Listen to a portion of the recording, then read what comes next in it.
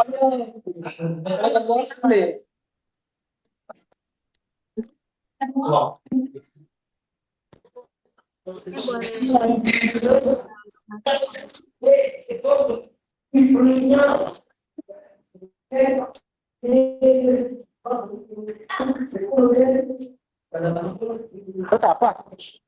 Halo, maaf, Nabila bisa ulang tadi ngomong keluar di aku, sorry.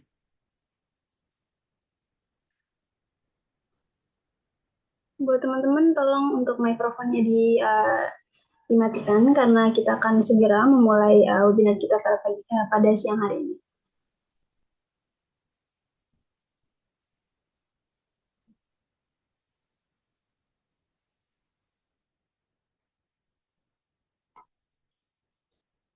Oke, baik.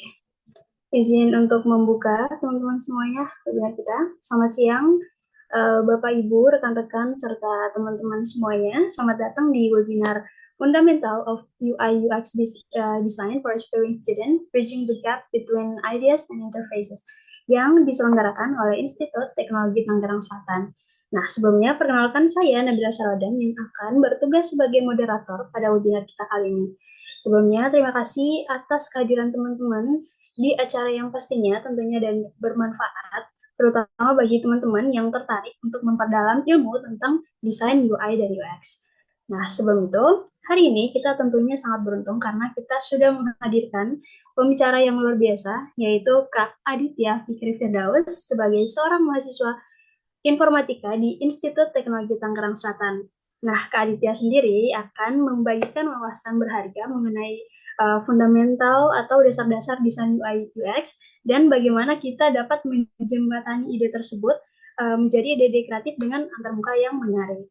Oke, sebelum itu saya akan menyampaikan beberapa aturan selama webinar kita berlangsung. Yang pertama, untuk teman-teman semuanya, mohon untuk dipastikan mikrofon Anda semuanya dalam keadaan mute selama sesi berlangsung untuk menjaga kelancaran acara. Yang kedua, jika ada pertanyaan, silahkan untuk dituliskan di kolom chat, sehingga kami akan membahasnya pada sesi kedua. Bukan chat Bluetooth tapi chat Bluetooth. Oke, lanjut. Yang ketiga, jangan lupa untuk mengikuti webinar ini hingga selesai dan mengisi link absensi yang akan ditaruh di kolom chat karena untuk syarat mendapatkan e-sertifikat. Setelah itu, tanpa berlama-lama lagi, kita akan mulai pada acara kita hari ini untuk Kak Aditya Fikri Firdaus sebagai narasumber kita, dipersilahkan. Halo, selamat siang semua. Selamat siang. Oke, udah bisa langsung share screen belum ya? Boleh, silahkan.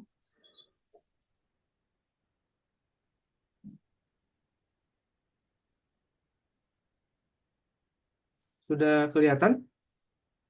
Ya, sudah. Oke, baik. Perkenalkan, saya Aditya Fikri Firdaus. Saya seorang program designer dan IT staff. Oke, biar nggak lama-lama, kita langsung aja untuk aku menjelaskan tentang latar belakang aku. Saya sekarang bekerja di IT staff di PT Graha Digital Kreasi. Saya juga aktif freelancer di bidang web development dan UI UX designer dengan keahlian dalam research, wireframing atau gambar kasar ya, sketsa kasar, kemudian prototyping dan desain visual. Dan saya berpengalaman juga membimbing atau mentoring UI UX designer pemula. Jadi bagi yang mau jadi seorang UI UX dari nol, saya eh, berpengalaman juga dalam membimbingnya. Kemudian menciptakan sistem desain yang interaktif dan menarik. Kemudian serta kolaborasi menggunakan berbagai metodologi seperti design thinking dan lain-lainnya yang akan dipelajari lebih dalamnya mungkin di next webinar. Kemudian saya juga mahir menggunakan beberapa tools seperti Figma, Whimsical, Miro, Git, dan Visual Studio Code. Oke, untuk pendidikan saya saat ini berkuliah di Institut Teknologi Tangerang Selatan. Saya dari Prodi Informatika semester 3. Di sini ada yang Prodi Informatika. Ada di sini dari Informatika. Oke, kita lanjut. Kemudian SMK-nya saya di SMK swasta Al-Muin, jurusan Teknik Komputer dan Jaringan. Oke, untuk pengalaman kerja, saya ini beberapa pengalaman kerja saya, namun sekarang saya di perusahaan PT Graha Digital Kreasi dan di MR dan Partner Law Office di SCBD, daerah SCBD di Prosperity Tower. Nah, jika kalian tahu, itu tempat saya kerja sekarang. Oke, kita next aja. Berikut ini adalah skill dan expertise yang saya punya. Ini merupakan bagian yang harus ada nih di dalam menjadi seorang UI UX designer. Ya, bisa dibaca sendiri ya. Kemudian ini skill untuk web development. Terus kemudian ini tools yang saya biasa gunakan. Oke, bisa kita next. Kemudian project dan portofolio. Nah, ini beberapa eh, project dan portofolio yang sudah saya buat. Yang pertama, Politik Pintar. Ini saya buat di tahun kemarin untuk PT Metra Digital Media by Telkom Indonesia di Gatot Subroto. Kemudian ini saya dari klien dari Upwork, bikin landing page. Kemudian ini dari project Wisely Teknologi, membuat omnichannel untuk produk-produk herbal. Oke, next project yang sedang saya kerjakan yaitu website company profile milik MR and Partner Law Office dan website chat AI Porli. Nah, untuk keduanya masih on progress. Yang kepo dengan chat AI Porli mungkin akan launching di bulan ini ya. Mohon bersabar karena masih tahap eh, pengembangan juga. Oke. Oke, kita masuk ke pengenalan fundamental dan praktek menggunakan Figma. Mungkin bisa disiapkan dulu download Figma-nya mungkin ya, mulai dari sekarang.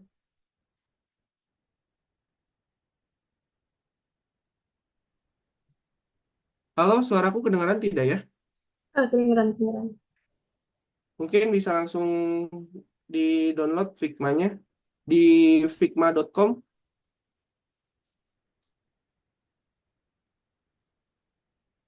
Bila aku kecepatan, bilang aja ya.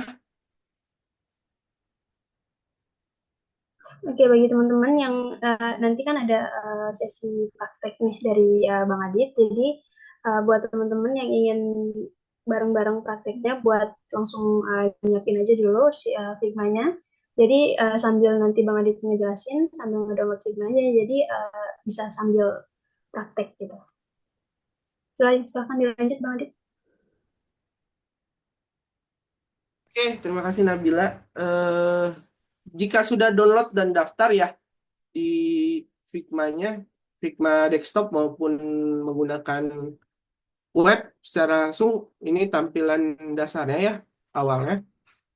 Dan eh, ini kita bisa buat nama filenya aja. Mungkin kita akan membuat hero section mungkin ya dulu filenya namanya. Atau apa terserah proyek yang akan kalian buat, web atau mobile terserah ya. Kemudian di sini ada bagian file dan aset.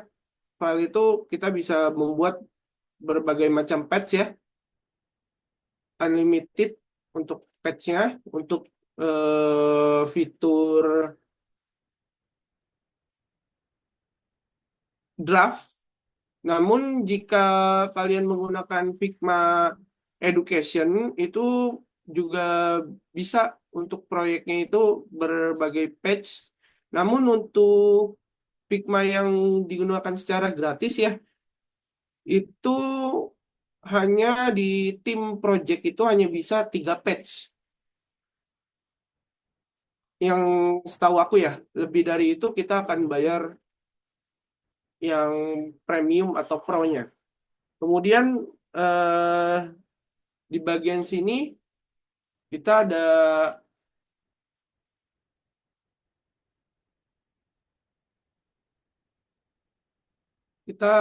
bagian kanan ini ada desain dan prototype ya.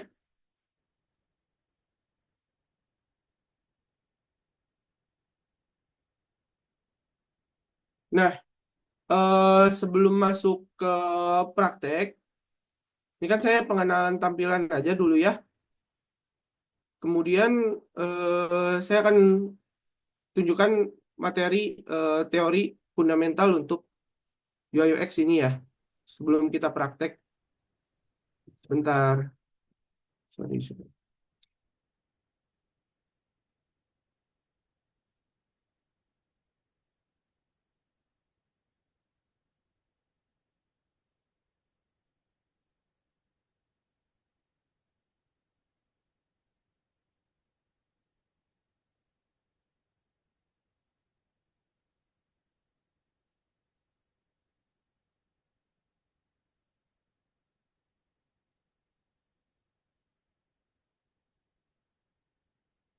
Sudah kelihatan belum ya share screen saya? Sudah kelihatan, Bang. Oke. Oke. eh kita masuk ke belajar UI UX desain fundamental ya. Nah, desainer ini berperan penting dalam sebuah pembuatan dan pengembangan suatu produk bisnis yang akan dibuat. Nah, di UI UX ini pun gajinya pun di Indonesia kisaran 6 sampai 14 juta per bulan tergantung pengalaman. Kemudian gaji UI UX di luar 20 sampai 45 juta per bulan. Cukup wow kan untuk seorang UI UX designer. Oke, kita akan lanjut. Nah, di sini terlihat nih, kita akan mempelajari bedanya UI dan UX. Nah, UI itu kita bisa lihat apa yang tampak bagi user. Dan UX itu apa yang dirasakan. Nah, yang di sini ilustrasinya itu ada orang tua yang mengasih gantungan putaran bayi untuk anaknya. Nah, yang orang tua lihat adalah seperti ini. Sangat indah gitu ya, menyenangkan. Kemudian, point of view dari bayinya sendiri yang dirasakan, nah, malah jauh berbeda dari apa yang dilihat. Jadi, UI itu kepanjangan dari user interface, sedangkan UX itu panjang dari user experience. Jadi UI apa yang dilihat ya, kemudian UX itu apa yang dirasakan. Oh ya, jika ada pertanyaan langsung chat pertanyaan di kolom aja, nanti kita akan masuk ke bahasnya nanti pertanyaan di pas Q&A ya. Kemudian kita ini nih kita bahas lagi lebih mendalam UX versus UI. Nah, jika dilihat ilustrasikan tengkorak, UX itu adalah bagian tengkoraknya, tulang belulang ini. Kemudian UI itu adalah pakaiannya atau bajunya ya. Nah, di dalam UX sendiri itu terbagi menjadi ada research, user flow, membuat flow, kemudian wireframe, sketsa kasar, kemudian prototyping, dan terakhir testing atau usability testing. Kemudian di UI itu terbagi menjadi beberapa lagi, ada typography, visual design, layout, mockups, dan brandingnya. Oke. Kemudian kita akan bahas tentang mood board ya. Nah, mood board ini apa sih? Nah, mood board ini adalah tempat kita untuk mengumpulkan referensi-referensi yang akan kita gunakan. Misalkan, oh kita mau referensi layout nih seperti ini, wireframe-nya. Nah, kita taruh gitu ya di mood board pada Figma kita. Jadi di Figma kan kita bisa bikin patch mood board. Nah, kita taruh referensi nih, misalkan mau buat seperti ini layoutnya, kemudian tulisannya mau seperti ini. Nah, kita bisa contek tulisan yang sudah ada nih contohnya yang kita demen gitu ya, yang mau kita pakai. Kemudian warnanya, oh saya suka warna ini. Nah, kita taruh aja di mood board untuk warnanya yang kita sukai gitu. Kemudian selanjutnya kita belajar tentang dasar UI UX design. Nah, ada apa aja sih? Yang pertama itu researcher ya atau research.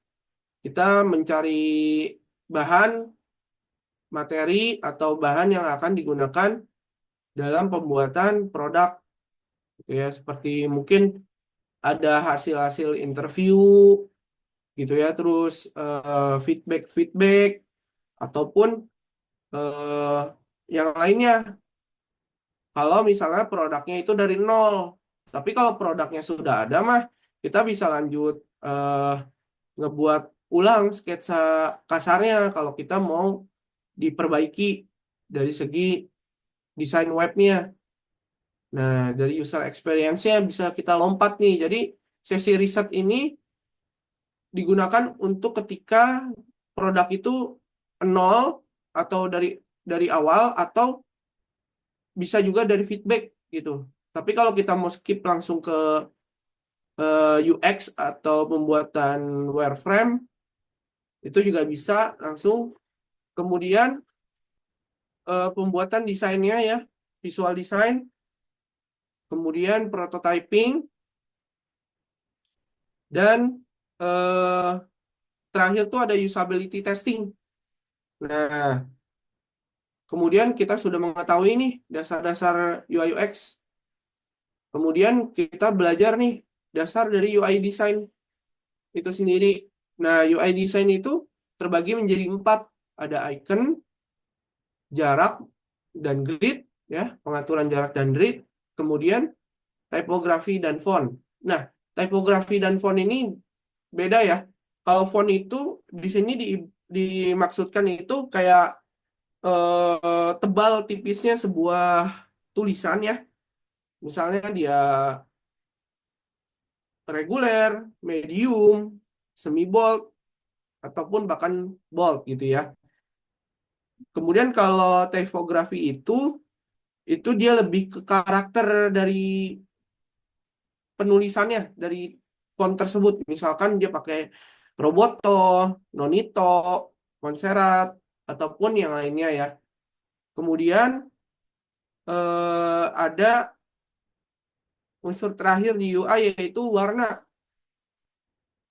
Nah, warna ini sangat penting nih di UI design karena bagaimanapun kita itu harus membuat atau membuat desain yang warnanya itu cocok digunakan atau dipakai di ini pada desain webnya. Misalkan desain webnya itu fun atau tentang ya LMS kayak tempat belajar bootcamp gitu kan, itu pasti menggunakan font dan warna yang fun gitu, yang happy, yang ceria gitu, ada karakter dan warnanya gitu.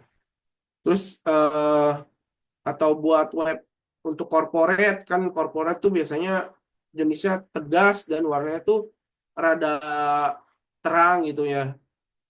Jadi kita harus bisa menyesuaikan yang namanya warna dan typography nih dalam membuat produk. Jadi nggak asal-asalan aja dalam membuat sebuah tampilan desain website maupun mobile. Oke, mungkin itu aja untuk pengenalan fundamental ya. Dan aku akan mengenalkan roadmap sebagai UI UX designer. Nah, di sini aku bagi 3, ada researcher, UX designer, dan UI designer. Nah, di sini kalian bisa baca nih bagian UX researcher. Researcher itu ada permulaannya design thinking, terus kemudian identify user dan menemukan problemnya, menentukan kontennya, terus kemudian kayak melakukan pendekatan gitu pada proses interview agar mendapatkan jawaban yang pasti nih untuk produk yang akan kita buat. Kemudian researcher juga membuat informasi arsitektur berupa bagan fitur. Jadi misalkan home gitu ya. Si home kemudian dia ada cabang apa lagi nih? Dalam home tuh ada apa? Atau login, misalkan dalam halaman login tuh ada fitur apa tuh? Misalnya input username atau password langsung, atau ada centang verifikasi dulu kah, atau captcha dulu, atau langsung button CTA atau call to action. Kemudian masuk ke UX designer. Nah, di sini sebagai UX kita membuat yang namanya user experience foundation, fondasi dari user experience. Jadi dari sketsa kasarnya kita udah harus tahu nih, oh button tuh harusnya diletakin di sebelah sini, input harusnya diletakin sebelah sini. Jadi di proses UX designer ini kita harus membuat yang namanya, kita berpoint of view sebagai pengguna gitu, pengguna awam.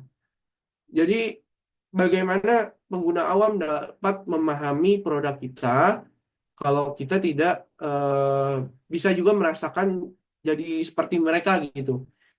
Misalnya tombolnya tuh harusnya di sebelah next itu harus ada sebelah kanan atau kiri kan, kita bisa bisa menilai nih. Oh, orang lebih gampang klik tombol bagian kiri atau bagian kanan. Dan itu harus ditentukan tuh primary dan secondary dari kebutuhan tersebut. Kemudian ada desain pattern ya. Itu untuk menentukan kita memakai fitur apa aja ya.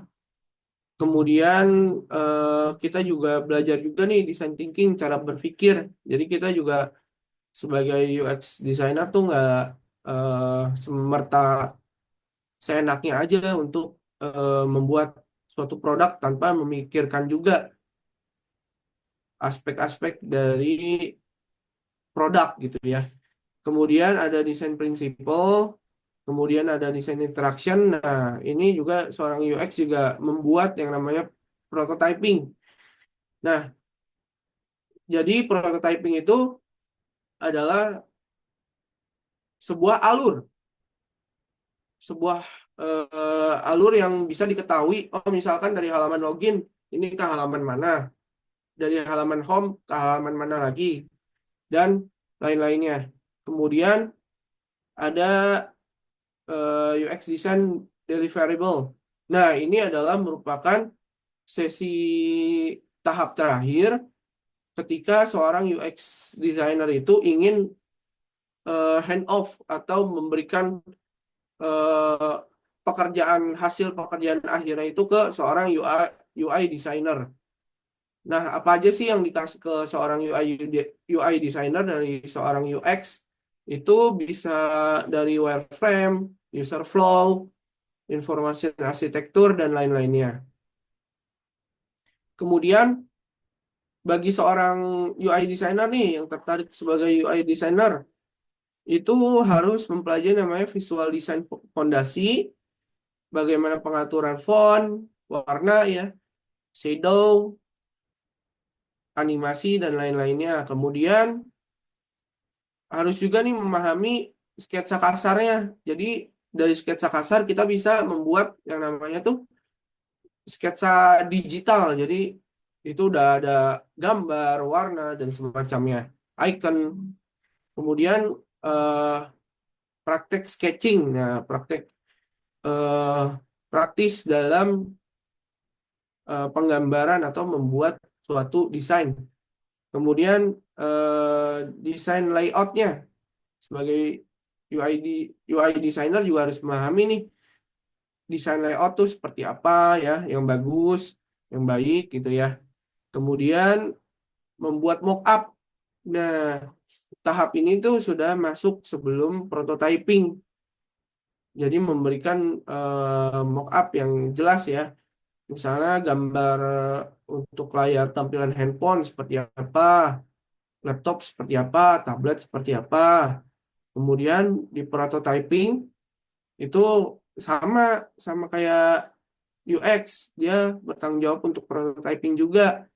Jadi interaksi antar halaman, antar tombol, kemudian efek-efek yang terjadi, misalkan si buttonnya nih diklik atau di hover gitu ya, itu efeknya seperti apa. Dan eh, setelah itu, setelah tahu nih prototyping seperti apa, alurnya seperti apa, terus perpindahan dari satu layar ke layar lain seperti apa, tombol lain ke tombol lain seperti apa. Kemudian UI designer tuh harus bisa presentasi ide idenya gitu. Jadi yang sudah dibuat nih harus dipresentasikan nih. Misalkan eh, produk A kenapa warnanya bisa hijau, produk B kenapa biru, halaman ini kenapa buttonnya begini, misalnya buttonnya bulat atau buttonnya tajam gitu untuk ujungnya, terus atau buttonnya agak eh, dikasih radius sedikit itu kenapa. Nah itu seorang UI itu harus bisa menjelaskan, misalkan oh warnanya pada website A biru karena website A ini identik dengan keuangan. Jadi warna biru itu mengartikan keamanan ya, keamanan, stabilitas dan kepercayaan gitu. Jadi kita juga sebagai UI itu harus tahu tuh makna-makna warna biru. Warna biru tuh maknanya untuk digunakan untuk apa, oranye apa, hijau apa, merah apa. Jadi sebagai UI designer harus juga tuh bisa paham. Kemudian handling feedback. Nah, untuk bagian ini seorang UI designer, researcher, dan UX designer tuh bekerja sama nih dalam mengembangkan produk yang sudah jadi gitu, sudah didesain. Misalkan feedback dari customer, eh, warnanya kurang enak dilihat pada bagian ini, atau fitur ini seharusnya ada nih kok nggak ada ya gitu. Terus atau terjadi kesalahan, oh ini saya nggak bisa nih tahu input ini tuh nomor tuh harus pakai 08 atau plus 62 atau langsung 628 gitu. Itu juga kita harus sebagai eh, tim itu harus kolaborasi dalam mengembangkan produk yang sudah jadi gitu ya. Oke, kemudian cara belajar sebagai seorang UI UX dari nol gimana? Yang pertama kita mencoba untuk meredesign ya, meredesign website-website gitu yang udah ada, misalkan website pemerintah atau website swasta atau website yang sudah ada terlebih dulu di publik internet ya. Dicoba kita identify, kita cari kiranya kurangnya di mana nih, harusnya warnanya apa nih, terus harusnya posisinya di mana nih gitu kan. Kita belajar meredesain juga tuh, jadi mengetahui juga sebaiknya nih nggak, website ini tuh harusnya seperti ini loh, dibikin simpelnya seperti ini agar mudah dibaca, agar mudah diakses, agar user juga mengetahui to the point gitu. Kemudian dari tutorial YouTube. Nah, YouTube ini banyak banget ya tutorialnya, namun yang saya rekomendasikan kalian bisa tonton YouTube-nya Kukuh Aldi ya. Kukuh Aldi, Mas Kukuh Aldi itu eh, senior saya juga di UI UX. Beliau sering banget membagikan tips and trick mengenai UI UX ya, seputar UI UX gitu di YouTube-nya. Kalian bisa tonton di sana untuk Kukuh Aldi. Kemudian untuk terakhir itu course, kalian mengikuti bootcamp-bootcamp. Nah, mungkin yang terkenal seperti mungkin BWA atau yang lain-lainnya ya untuk UI UX gitu. Oke, mungkin itu dulu pengenalan fundamental. Kalau misalnya ada pertanyaan silahkan ditulis saja di kolom chat. Nanti Nabila tolong ditampung dulu ya. Oke, kita masuk untuk bagian praktek kali ya.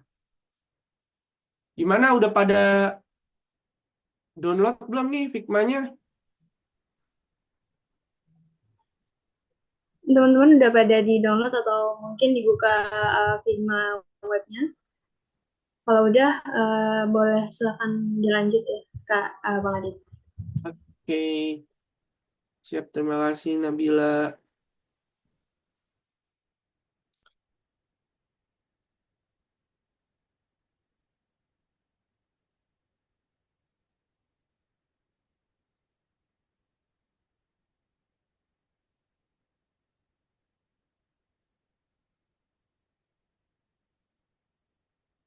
Oke, Sarsin saya sudah nampil belum ya?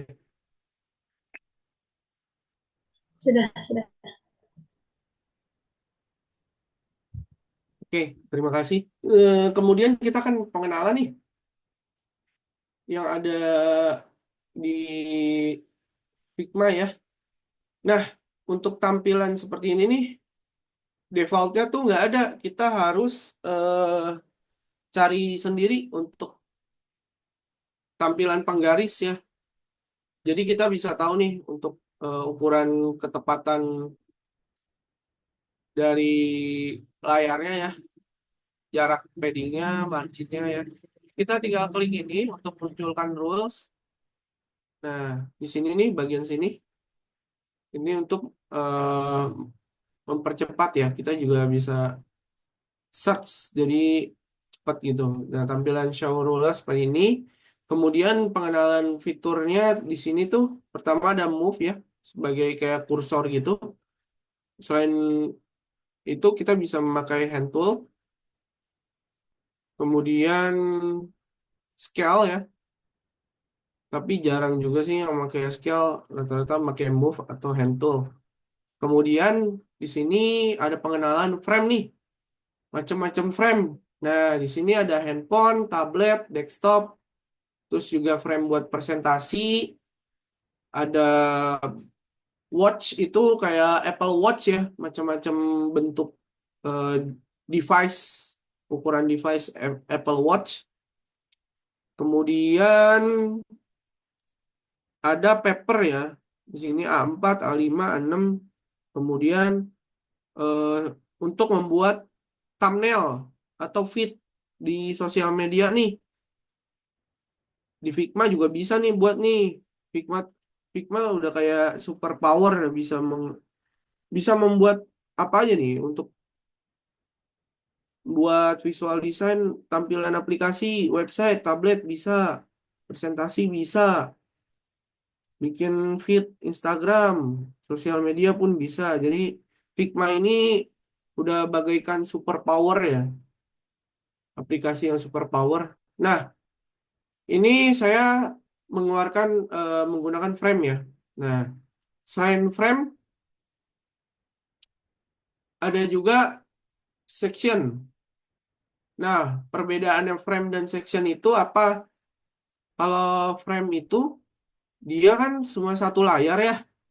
Jadi cuma bagian ini ya ini aja. Nah, kalau misalnya section itu adalah pembungkus.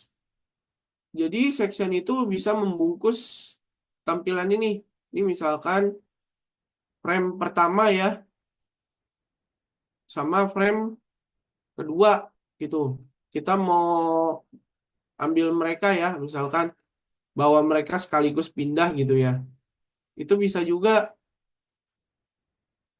Nah, bisa langsung dua sekaligus kalau section.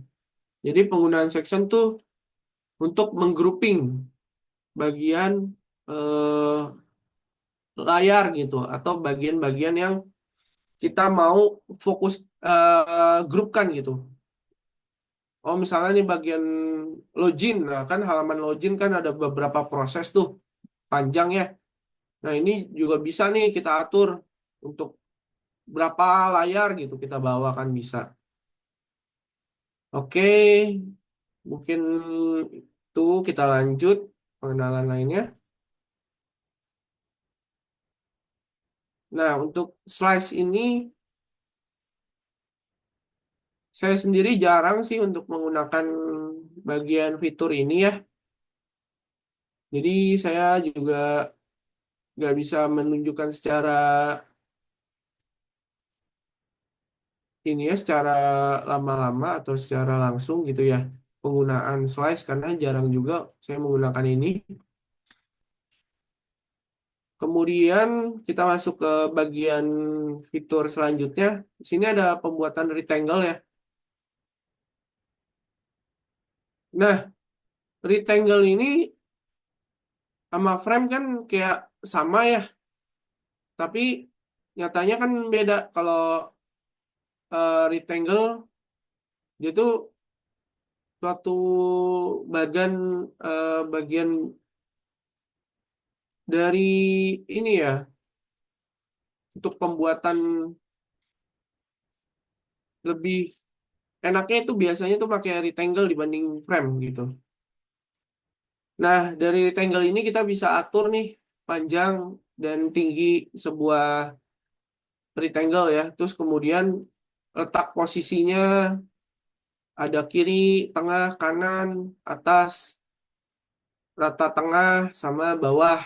Kemudian di sini ada bagian membuat create komponen. Nah, ini udah kalau menjelaskan ini udah di luar fundamental ya. Jadi pengenalan aja. Kemudian ada edit object. Nah, di sini kita bisa edit-edit nih untuk objeknya seperti apa. Oke. Kemudian di sini ada use mesh. Nah, di sini buat kayak penyatuan gitu ya. Misalkan ini ada dua gitu. Nah, kemudian ini kita blok ya. Kemudian kita bisa gunakan bisa menggunakan Usemax Usemax ini ya, Usemax. Jadi bisa membuat union atau subtract section atau interaction section ya. Saya juga. Kemudian eh, ada exclude section ya. Jadi yang bagian yang fokuskan itu ya yang bagian luar. Nah, nanti kalian bisa ini aja ya, kayak coba-coba gitu ya, di eksploritasi gitu, di explore gitu ya. Kemudian di sini ada line ya, yang diketahui line itu ya garis ya, jadi bisa membuat garis. Nah, kalau kalian membuat garisnya pakai mouse doang nih begini, nah ini bakal amburadul nih, bakal kacau dari dia apa titik titik diagonalnya ya, titik areanya ya, eh, rotasinya juga. Nah, biar dia lurus itu dan nggak atas bawah ya atau stabil. Nah, itu bisa menggunakan shift. Jadi kita klik dulu nggak lainnya, kemudian kita tekan shift, kemudian baru klik nih. Nah, ini akan terjaga nih walaupun kita maju mundur. Nah, ini akan tetap nih. Dia nggak akan berubah karena ngunci. Jadi shift itu gunanya untuk kunci arah. Jadi kita searah nih, walaupun kita maju mundur dia akan tetap ini lurus gitu. Beda dengan kita tidak menggunakan shift. Nah, maju mundur tuh dia akan berantakan juga tuh. Ya, beda dengan menggunakan shift, dia nggak kekunci. Gitu, nggak arahnya nggak ini. Jadi harus benar-benar telaten gitu ya. Itu merepotkan. Jadi eh, cara cepatnya menggunakan shift. Kemudian ada raw ya, sama kayak line tapi dia tanda panah gitu ya. Kemudian ada ellipse. Nah, bundaran ya. Kemudian ada kita buat segitiga, kemudian buat bintang gitu. Nah, kemudian ini nih pen tools kalau kita mau membuat misalkan dia diagram gitu ya dalam sebuah desain kan. Nah, ini bisa membuat diagram atau membuat ilustrasi gitu. Bisa juga membuat ilustrasi menggunakan pen tool ya. Bagi yang demen ilustrasi vektor-vektor gitu, bisa juga dipakai di Figma gitu ya membuat ilustrasi. Kemudian ada teks nih. Nah,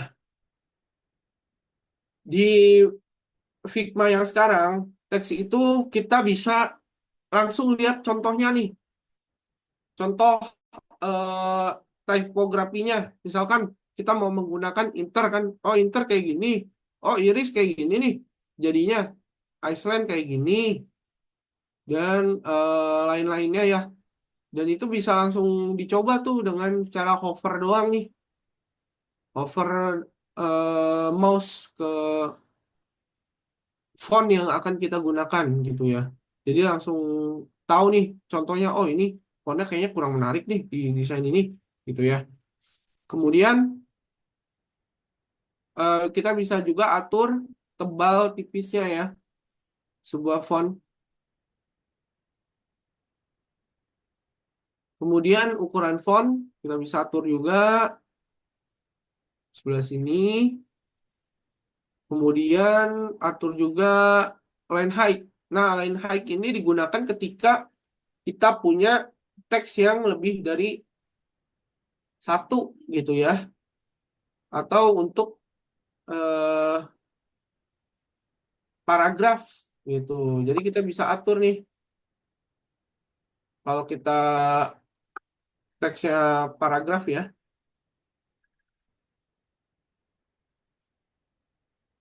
Misal, nah kita enter.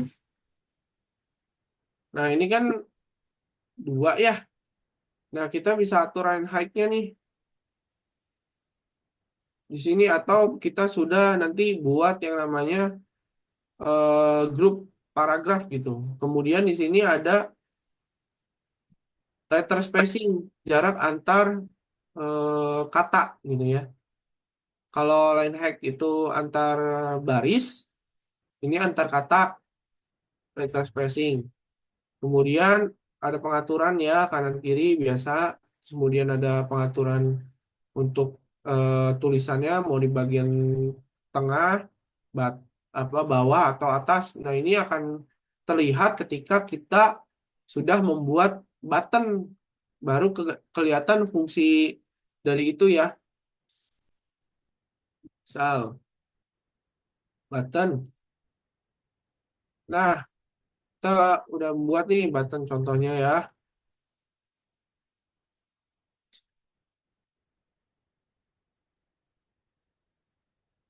Nah, untuk tulisan misal dia mau di tengah nih, ini ketahuan ketika kita udah membuat button.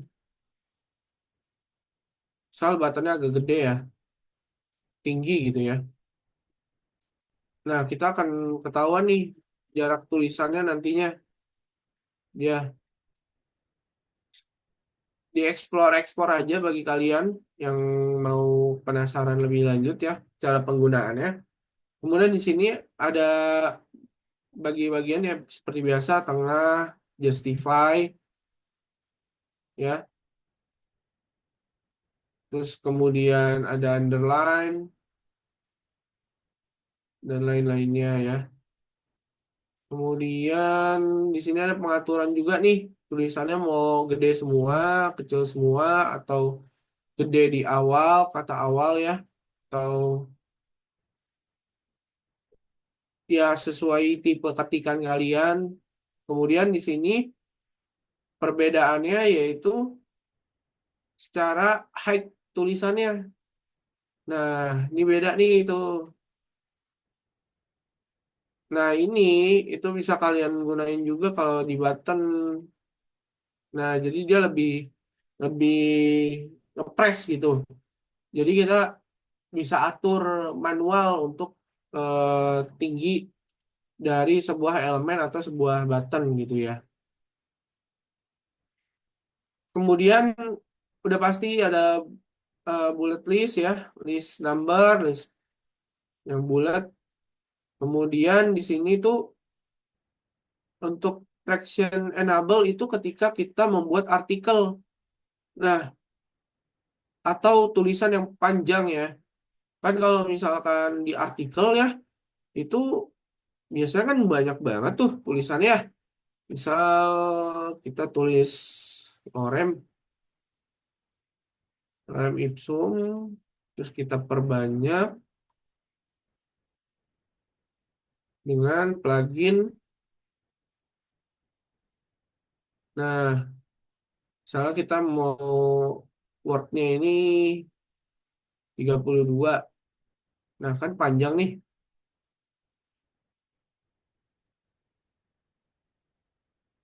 Nah, kita bisa kecilin dulu.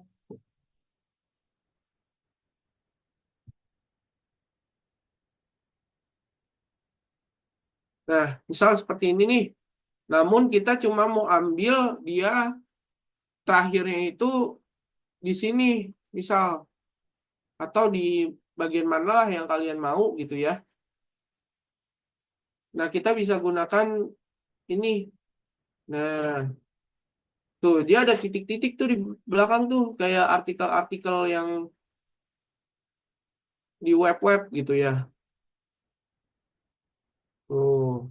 Jadi bisa minimalis gitu, bisa dipotong gitu. Jadi ada titik-titiknya. Nah, biasanya kan langsung klik lebih lanjut ya untuk baca lebih lanjut. Kemudian ada pengaturan warna ya di sini. Ya, tuh warnanya bisa berubah-berubah. Kemudian ada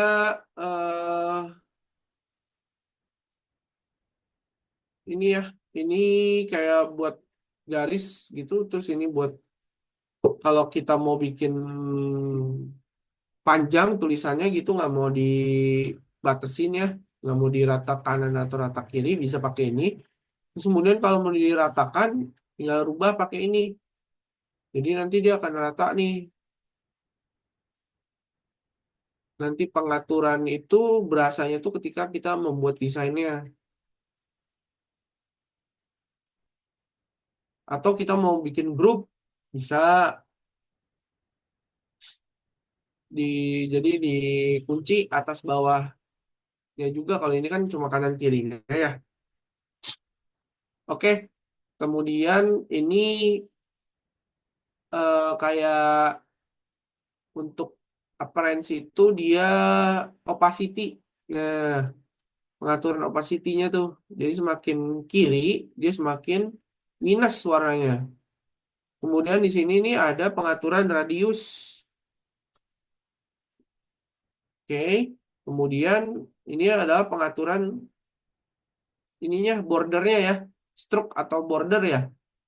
Kalau di programmer itu taunya ini border. Cuma kalau di Figma itu pengaturannya pakai stroke. Ini bisa inside, center, outside ya. Ini ketahuannya tuh dari sini garisnya. Center seperti ini, inside. Nah, outside seperti ini. Ini pengaturan tebal tipisnya ya. Kemudian di sini ada pengaturan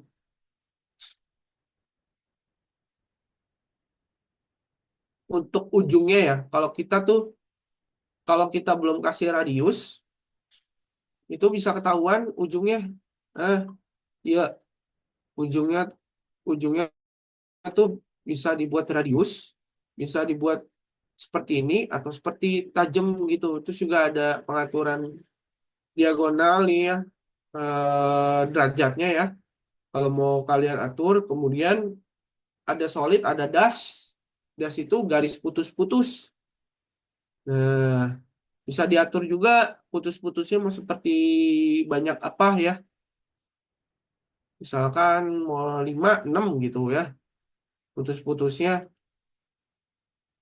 Terus juga bisa atur ketebalan apa radiusnya juga nih. Gitu ya. Bisa putus-putusnya bisa seperti ini tuh. Kemudian di sini ada pengaturan custom nih. Kita mau cuma ada struknya di atas, di bawah, kiri, kanan gitu ya. Atau mau custom nih. Oh, saya cuma mau di kiri 1, kanan ketebalannya 2, atas ketebalan 6, bawah ketebalannya 4. Bisa diatur di custom gitu ya. Oke, kemudian eh, tadi teks udah, kemudian ini ada yang namanya efek ya. Efek itu kita bisa ngatur tuh. Ada drop shadow, inner. Nah, kalau inner itu dia di dalam ya, sesuai namanya in di dalam. Kemudian drop itu dia bayang-bayang yang ada di belakang gitu, bawah gitu ya. Kemudian layer blur itu membuat seluruh elemen atau bagiannya itu ngeblur.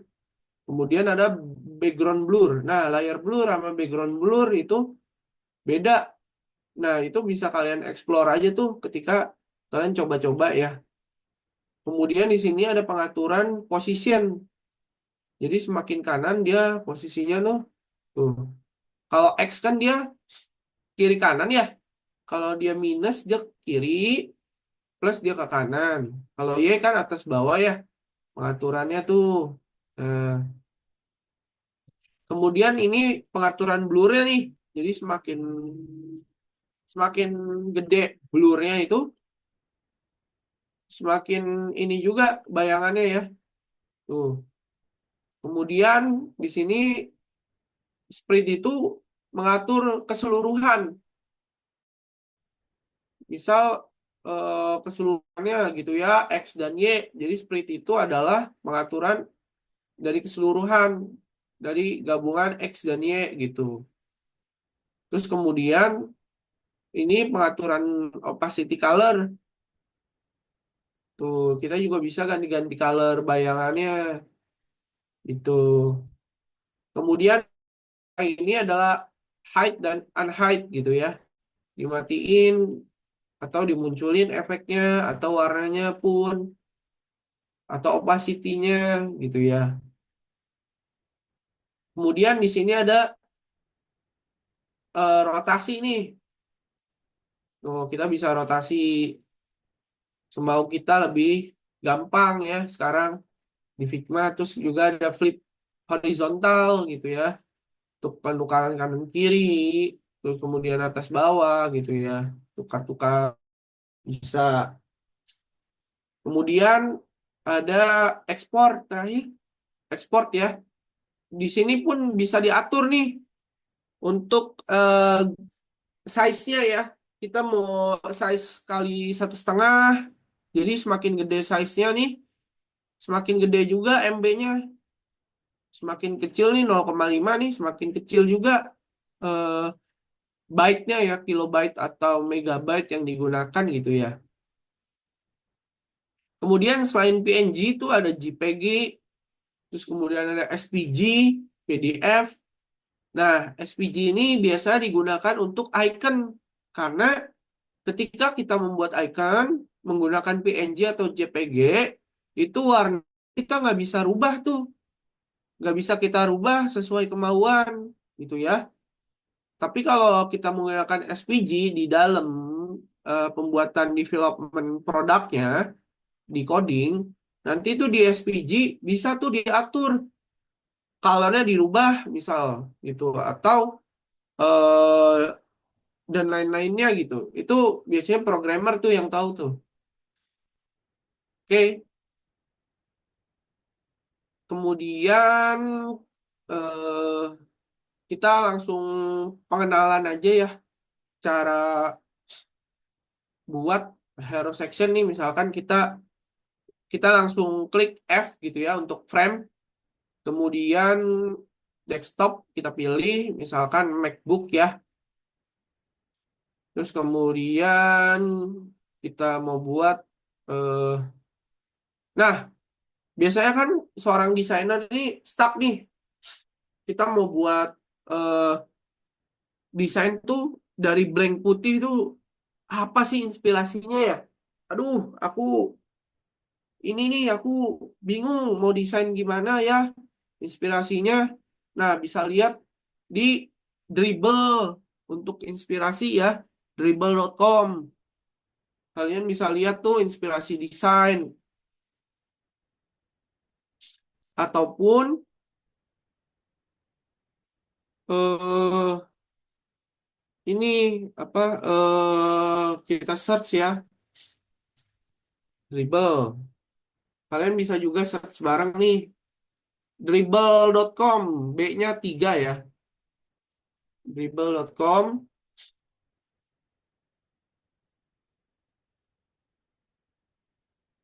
Nah, tampilannya seperti ini nih, kawan-kawan, Dribble.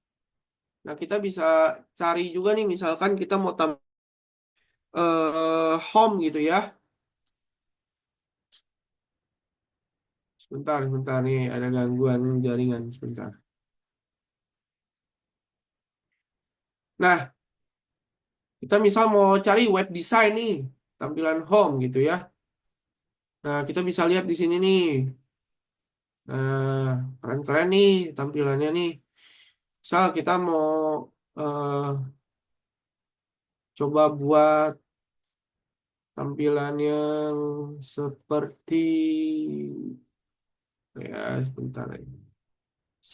Nah, kalian juga bisa sambil cari tuh kalian mau seperti apa tampilannya kan. Nah, misalkan mau ruang tamu atau rumah kan bisa. Kalau kalian masih mentok juga, ya kalian bisa coba cari di community ya, Figma. Jadi Figma itu dia punya community untuk membantu ya di home nih. Dia ada explore community. Dia sama kayak Dribble. Kita bisa nyari inspirasi juga, nyari icon, nyari yang lain-lainnya lah berkaitan dengan desain gitu ya, biar lebih memudahkan kita gitu di Figma community. Nah, ini tampilan awal nih. Setelah kita daftar, ini tampilan awalnya seperti ini. Tadi kan tampilan kita sudah memasuki file tuh.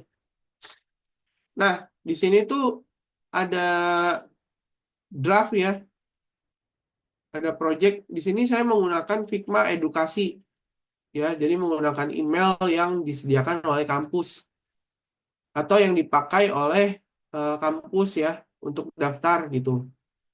Kemudian di sini ada Figma file. Nah, Figma file tuh yang ini ya. Ini namanya Figma file. Kemudian ada FigJam. FigJam itu biasanya digunakan untuk membuat brainstorming. Jadi kita di tim itu brainstorming, bertukar pikiran, bertukar ide tuh di sini kita bisa gunakan coret-coret ya. Tuh, bisa coret-coret. Kemudian bisa juga note gitu ya. Terus buat teks juga bisa, buat section ya, section yang kayak di grouping itu juga bisa. Tuh. Kemudian di sini ada table, pembuatan table. Jadi kalau misalnya kita ada ide-ide harus buat table nih, bisa di sini. Terus kemudian kita juga bisa nih ngasih nama juga ya, sama kayak Figma file. Terus kita juga bisa generate pakai AI ya kalau kita butuh referensi. Kemudian di sini juga ada pengaturan timer nih ketika kita brainstorming, sama bisa kasih musik tambahan juga nih biar kita nggak boring lah dalam membuat brainstorming ya.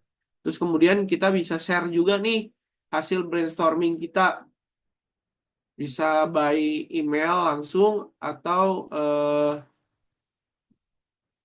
copy link gitu ya. Terus juga ada pengaturan juga nih hal hak aksesnya. Misalkan kita share, tapi nggak boleh nih orang copy karya kita atau copy share file kita. Nah, bisa di unchecklist ya. Kemudian mau dibuat password nih, atau mau dibuat orang yang dapat link kita tuh bisa edit gitu ya. Bisa diatur juga di password ya. File kita mau password, kunci gitu, private ya. Bisa juga. Oke, mungkin kita buat aja langsung ya prakteknya.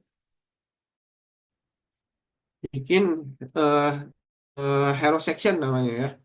Misalkan di sini saya kata-katanya pakai Lorem Ipsum dulu ya. Kalau kalian punya kata-kata tersendiri gitu ya, buat kalian gunain, sok silakan.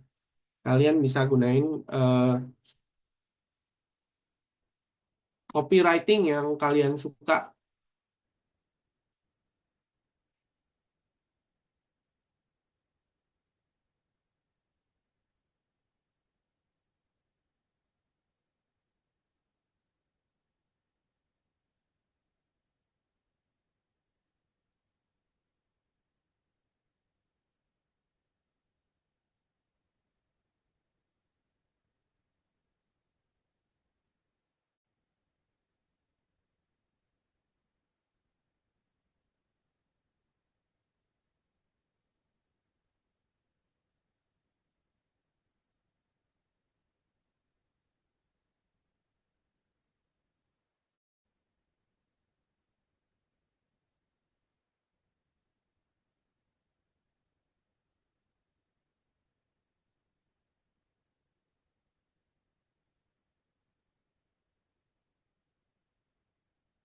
Nah, ini tuh disebutnya tuh title ya.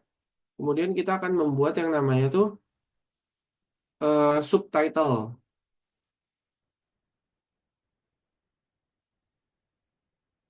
Nah, kita juga bermain nih yang namanya tuh warna, pembedaan warna gitu ya. Jadi untuk title dan subtitle itu harus dibedain warnanya. Misalnya kita kepentingannya harus baca title ya pastinya dibanding subtitle. Nah, itu kita bisa memperjelas tuh warnanya. Atau misalkan kita punya target nih, misalnya ada kata yang harus diwarnain beda ya. Itu juga bisa kita gunain tuh. Nah, misalnya seperti ini. Terus buat buttonnya ya, titik A-nya.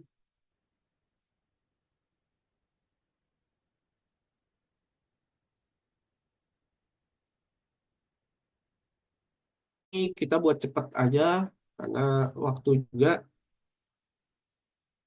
Nah, buttonnya, button biasanya tuh pakai ukuran font 18 ya. Ini kita pakai merah, tulisannya putih. Ini agak dikasih radius sedikit. Nah, nah ini, nah untuk lihat ini nih, kita bisa gunakan klik dulu elemen yang kita mau lihat jaraknya, kemudian kita klik ALT, atau di MacBook yang menggunakan MacBook itu apa ya saya lupa pokoknya dia itu ada di posisi samping space ya kalau MacBook ya. Windows juga samping space ALT ya gunainnya itu bisa lihat jarak nih jadi kita bisa ngatur jarak itu untuk padding marginnya ya.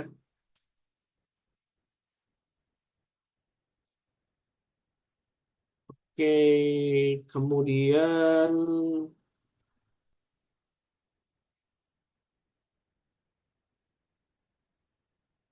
kita mungkin tambahkan background ya.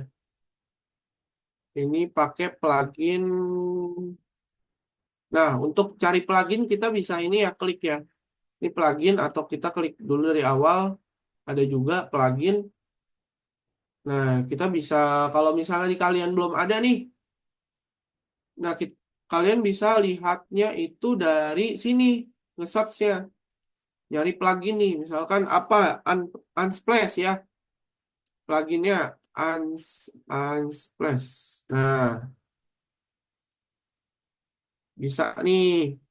Kemudian cari nih kita mau buat apa ya pengaturan dulu nih misalkan Unsplash-nya kita mau cari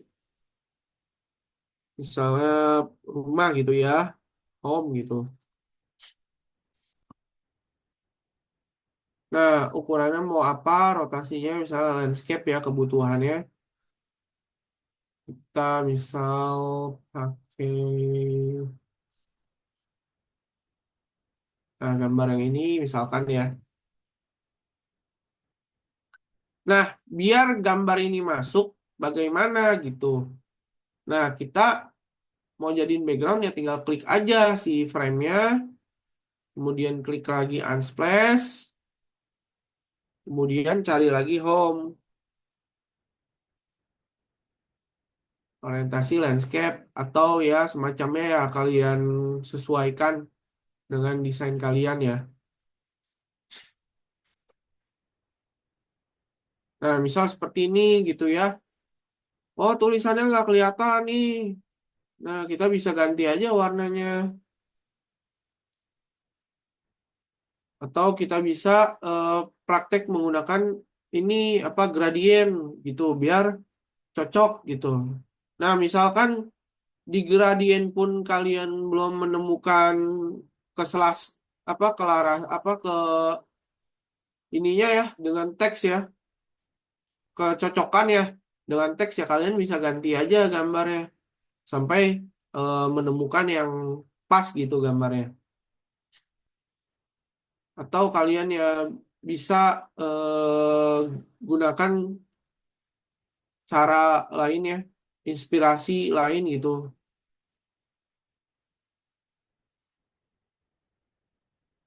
Misal dengan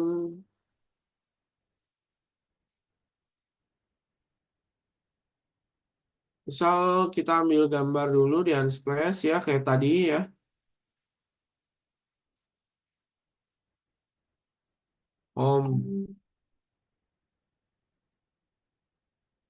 Tadi kita bisa orientasi juga.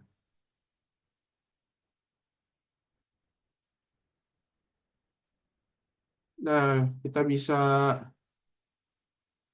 cocokin nih.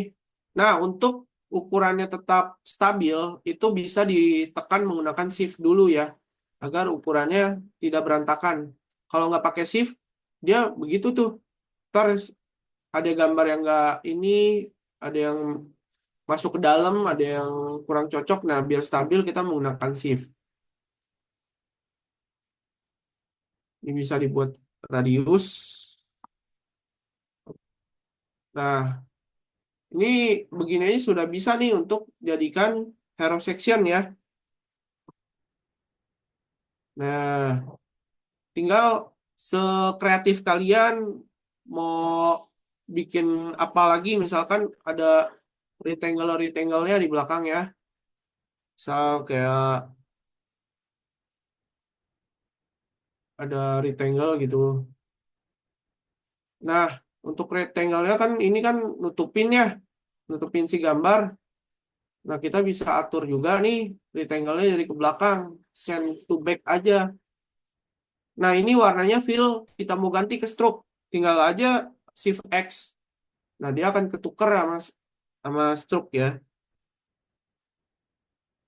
Nah, sudah jadi hero section, satu hero section. Nah, kalian bisa kreatifkan lagi ya, sesuai referensi kalian. Kalian bisa menggunakan redesign untuk memunculkan feel desain kalian ya. Jadi desainer itu sekali dua kali tuh nggak langsung cakep, nggak langsung bagus gitu dalam mendesain. Tapi harus dilatih juga berkali-kali gitu. Mungkin itu dari saya untuk prakteknya ya. Sekian ya untuk praktek. Kemudian kalau ada pertanyaan bisa langsung tanya aja ya di kolom chat, nanti akan dibahas di Q&A. Kemudian kita sebentar ya, aduh, layarnya. Kita masuk ke selanjutnya. Sebentar. Hmm.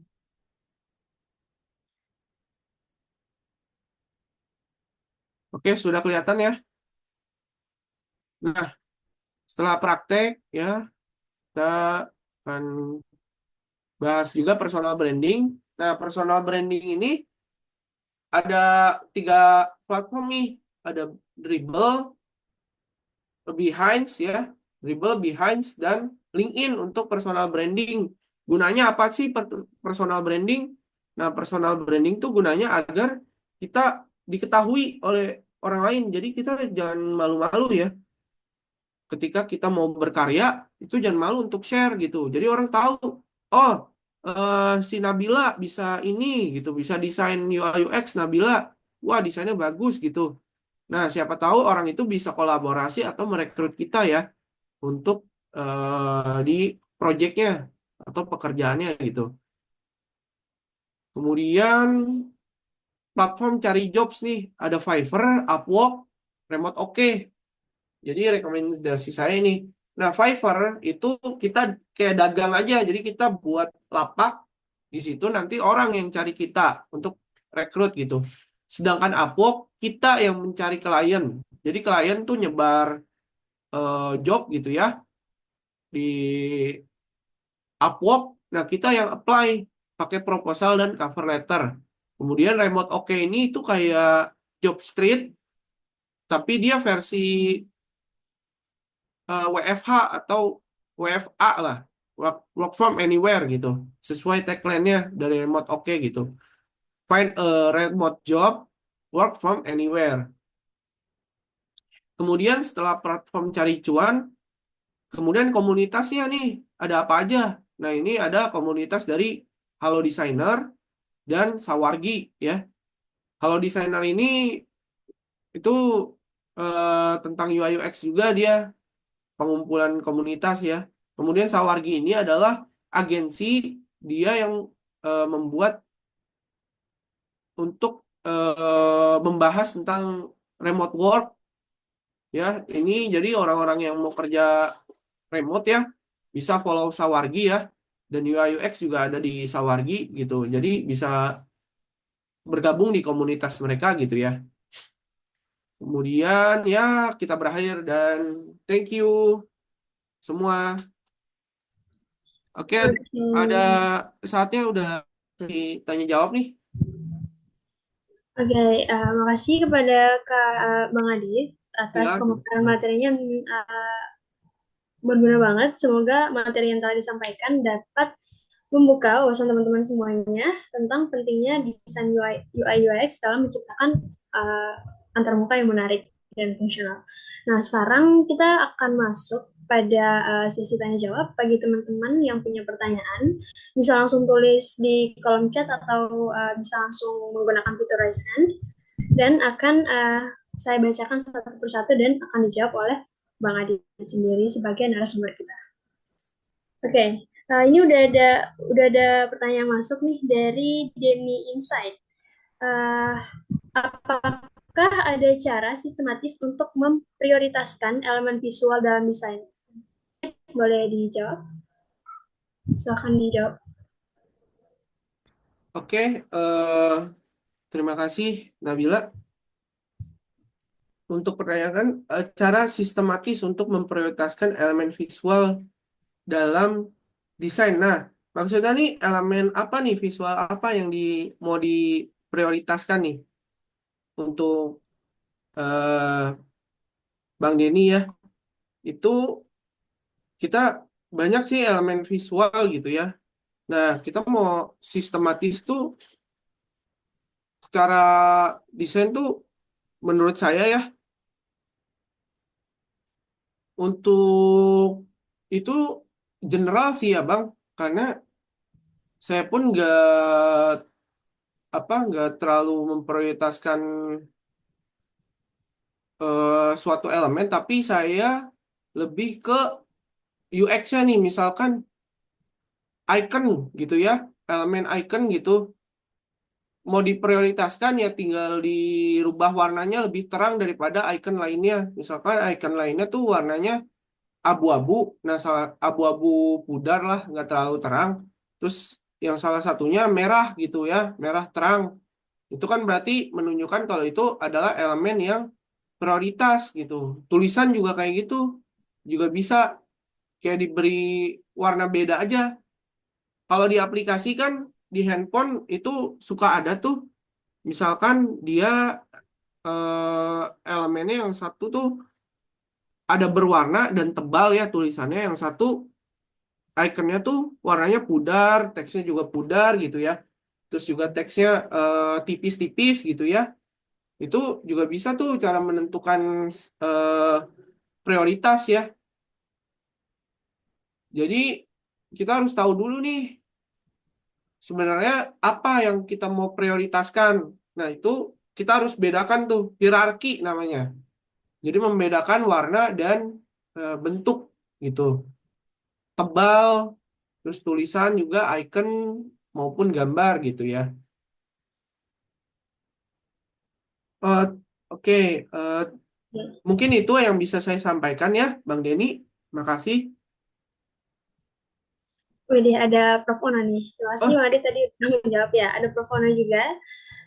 Eh, dengan pertanyaan, kapan orang UI UX ngobrol dengan orang backend, misalnya pemilihan bahasa programming yang menghubungkan dengan elemen visual, juga kapan harus koordinasi dengan backend seperti struktur database. Boleh jawab, Bang? oke, terima kasih Prof. Ono nih.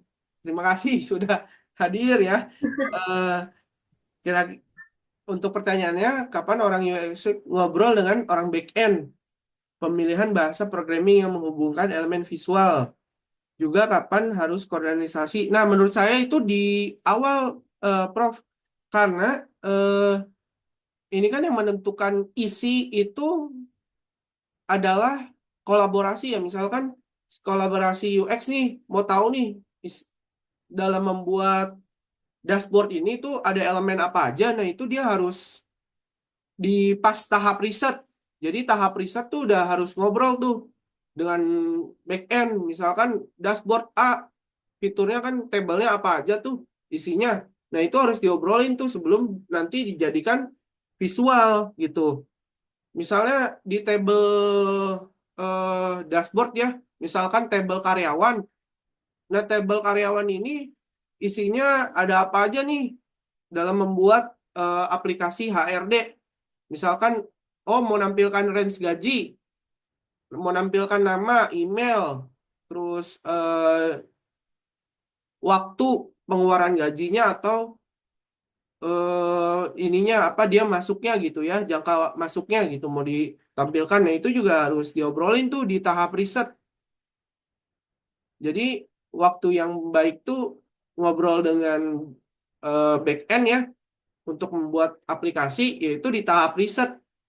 Jadi sebelum masuk ke informasi arsitektur ataupun di sketsa kasar, yaitu UI UX harus sudah punya bahan risetnya tuh supaya nanti pas tengah-tengah tuh nggak ada miskom atau diganti.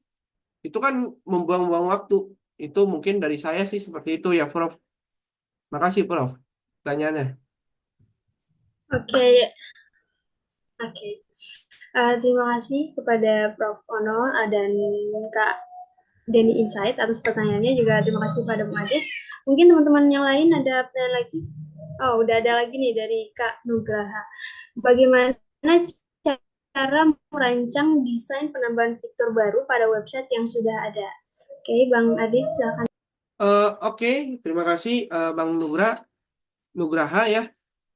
Untuk merancangnya itu sih fitur baru, yang pasti kita harus mulai dari tadi bagian evaluasi ya. Misalkan kita mau nambah fitur nih, oh di bagian website apa, misalkan di bagian home gitu ya, di berita ada yang kurang atau di home service-nya kurang. Nah itu kita bisa langsung tambah fitur aja pas saat itu ya. Jadi misal, nah itu akan masuk ke dalam pengembangan. Nah, fitur baru itu masuknya nanti di pengembangan. Jadi kita harus kumpulin dulu data-datanya nih, fiturnya apa aja yang mau ditambahkan. Nah, itu fitur baru tuh udah harus ada risetnya dari feedback. Misalnya fitur baru kita mau nambahkan ada grafik atau mau ada count number gitu ya, penampilan number yang kayak misalkan kita pengalaman udah nambah berapa klien nih gitu ya. Mungkin itu bisa di ini dulu dicatat gitu. Jadi nanti pas di tahap pengembangan tuh langsung bisa diimplementasikan gitu. Itu mungkin ya dari saya. Oke, ada lagi dari Kak Rizkina dengan pertanyaan, apakah ada web untuk memilih warna yang sekiranya sesuai untuk web, apakah warna tersebut senada atau tidak? Seperti itu. Boleh dijawab, Bang Adit, Oh silakan. iya. Oke, terima kasih Mbak. Ini Mbak Rizkina ya. Untuk warna web itu ada yang namanya tuh color hunt ya. Color hunt atau color hub gitu ya. Ya. Bentar, saya bantu cari ya untuk itu. Itu ada juga di plugin untuk pengaturan warna. Nah, untuk plugin tuh pengaturan warna ya, kita bisa memakai dari web Tailwind ya. Tailwind CSS juga bisa untuk colornya ya, karena rata-rata programmer juga sekarang makainya tuh warna dari Tailwind ya. Atau kita bisa pakai plugin yang namanya tuh Tint Insiders gitu ya. Nah, kalau ini kita harus klik dulu rectangle-nya. Misalkan merah nih. Kita awalnya basicnya kodenya ini ya. Kemudian kita buat warnanya. Nah, ini langsung di-generate nih beserta kodenya. Nah, nanti ini kita bisa gunain nih untuk sesuai nih, misalkan warna yang ini buat border gitu ya. Bisa, atau warna yang ini buat hover nih, efek dari hover, setelah di hover yang warnanya tadinya ini bisa berubah jadi warna ini nih. Misalnya gitu. Nah, ini untuk pengambilan warna itu bisa menggunakan klik I. Nah, untuk sekarang tuh update-nya Figma udah bagus banget ya, kita langsung bisa tahu kode warnanya secara langsung gitu. Nah, misalnya nih efek hover, jadi misalnya defaultnya gini, ini bisa langsung hover gitu. Bisa. Jadi selain dari web, dari plugin juga bisa sih. Gitu. Terus juga untuk penentuan guideline warna itu biasanya di suatu perusahaan tuh udah ada. Atau kita dari nol nih mau coba buat keselarasan warna, ya coba aja pakai chat GPT gitu ya. Tulis di chat GPT, tolong aturkan warna yang sesuai untuk project yang akan saya buat. Misalkan projectnya wallet gitu ya. Itu biasanya akan direkomendasikan sih Gitu. Tapi kalau udah di perusahaan sih, biasanya perusahaan udah punya guideline tersendiri sih. Gitu sih, terima kasih. Oke, eh, ada lagi dari Rishandi Ahmad Januar. Bagaimana Anda memahami kebutuhan dari pengguna? Oke, terima kasih Mas Rishandi Ahmad ya. Untuk memahami kebutuhan pengguna tuh kita balik lagi yang namanya menggunakan riset. Jadi dalam teknik riset tuh berbagai macam riset banyak. Ada interview, ada metode kayak A/B testing tuh bisa.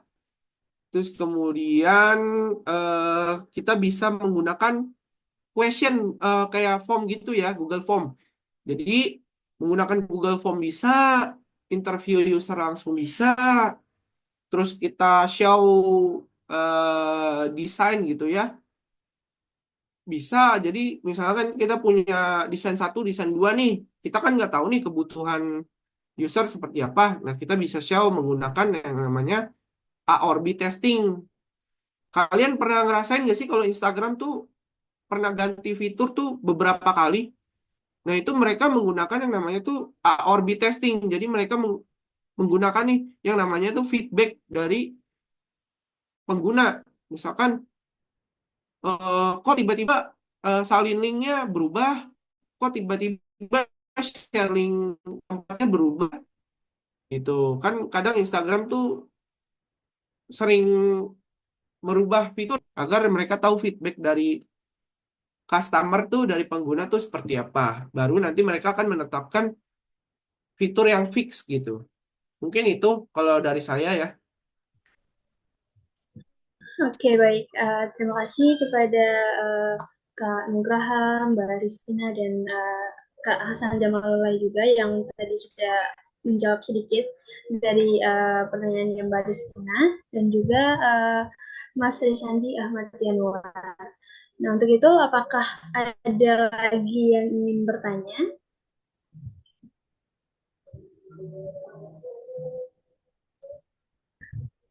Oke, baik. Kalau sudah tidak ada yang bertanya, dikarenakan keterbatasan waktu, untuk itu terima kasih atas semua pertanyaan-pertanyaannya yang sangat menarik, dan terima kasih juga kepada narasumber kita, Kak Aditya Fikri Firdaus, atas jawaban dan penjelasannya. Setelah, tidak terasa, baik, terima kasih Prof. Tidak terasa kita sudah berada di penghujung acara. Sebelum kita menutup webinar kita hari ini, saya ingin menyampaikan beberapa hal. Yang pertama, terima kasih kepada semua peserta yang telah mengikuti acara ini dari awal hingga akhir.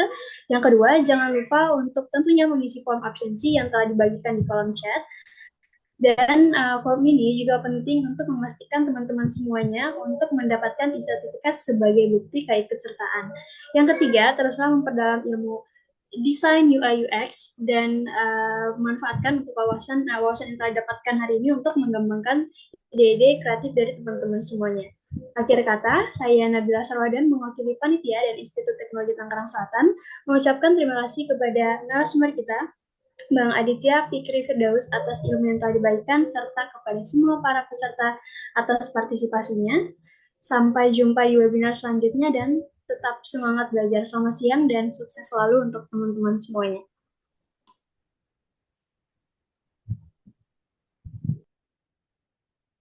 Terima kasih semua. Oke, terima kasih.